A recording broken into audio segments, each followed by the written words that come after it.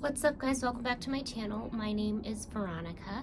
I am a certified life coach, and we discuss lifestyle and mental health content here on this channel. And you are listening or watching to another episode of the Interview with a Life Coach podcast series. Today I wanted to share with you guys, or to welcome you guys in on a session with myself, one of my sessions with myself. I do these every week with myself. They're not regularly posted, but it's an opportunity for me to be my own life coach as a life coach. A lot of people that I work with are budding entrepreneurs or mental health and wellness professionals themselves. So this is something you can probably relate to in relationship to becoming more self-aware and becoming friends with yourself, because you're the person that you're going to be with for the rest of your life, so you might as well learn how to become friends with yourself. So I know that's might be a new concept for some people. It's something that I've only started doing over the past couple of years, and monitoring the way that I talk to myself as though I were talking to a friend. So in my sessions with myself, these are some of the things that we talk about. We talk about how my week went, what went well, what I would like to improve on, the goals that I have for myself. Quarterly, I review my goals for the year, my progress on the goals for the year, for 6 months from now, a year from now, 5 years from now, where do I want to be? And then breaking that down further into, okay, if this is my end goal, these are the steps that I should be taking now so that 5 years down the road, I can be where I want to be, right? And sometimes plans change and things happen, but ultimately, if you're taking time out for yourself every day, and you're taking that time out for yourself every week to kind of keep an eye on how your progress is going, you'll look up, and before you know it, you'll be there because you've set aside time for yourself in advance. So yes, at the end of the day, you have the honor and privilege of spending the rest of your life with you.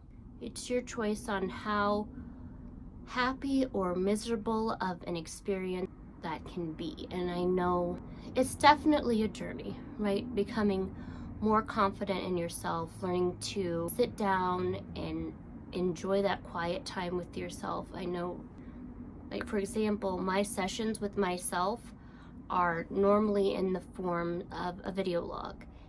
And I do that because ultimately the camera's not going to lie.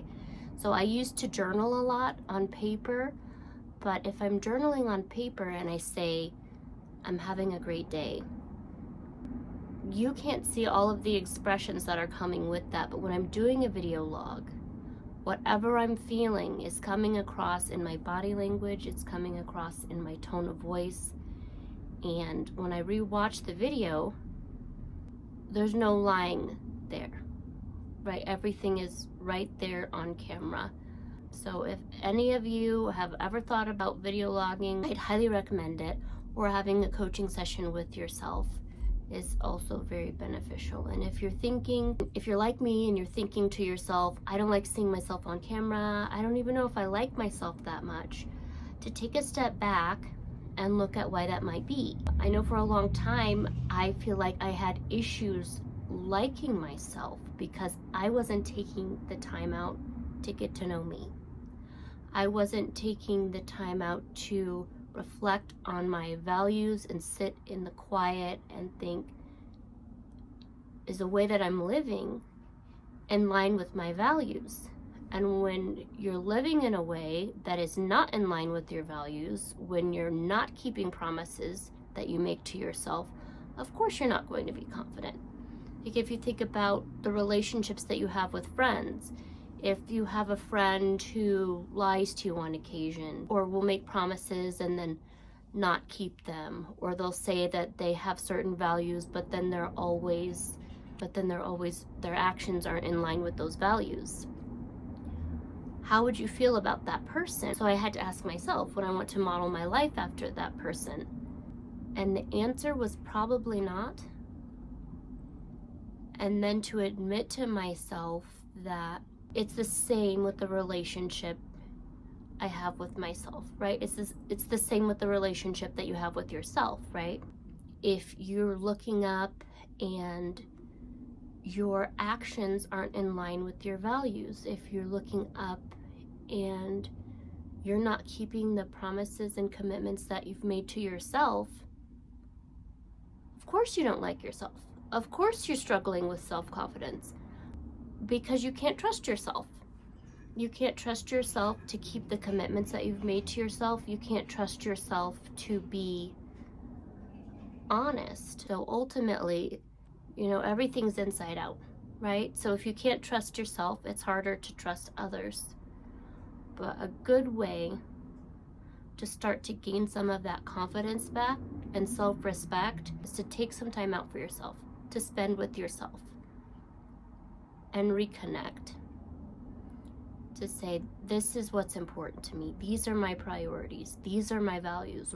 These are the values that I want to have. These are the priorities that I want to have in my life. And then start setting up actions, consistent actions that are in line with those values. And slowly and surely your confidence, right, and your level of respect for yourself will start to improve.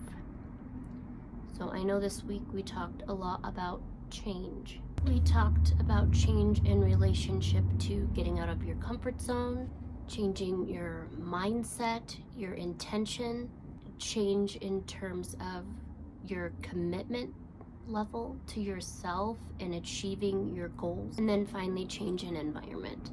If you're looking to create a change in the relationship that you have with yourself, having a daily video log, a session with yourself every week is a good place to start. I love you guys. I hope that you're being kind to yourself and others. No matter where you've been or what you've done in the past, it's never too late to keep growing, right? I feel like sometimes we might take ourselves out of the running for opportunities for growth because we see our failures as a final chapter, right? When they should be stepping stones.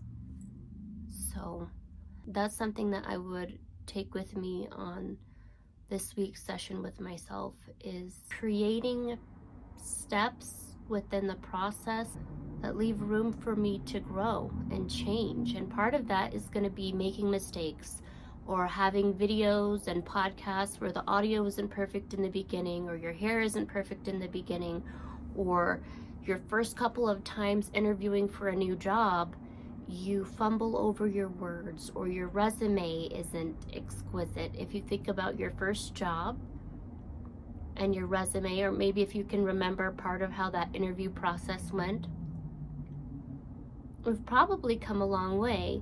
Just thinking about any of your first, where you've had an experience trying something new and accepting the fact that it's not going to be perfect the first time. But change in relationship to getting started. Because once you start and you keep going, before you know it, it's not cringy to look at your face on camera anymore. It's not cringy to look in the mirror at yourself and say, I love you. But baby steps, and definitely a good therapist or counselor or life coach, good mental health and wellness professional is a good way to get there.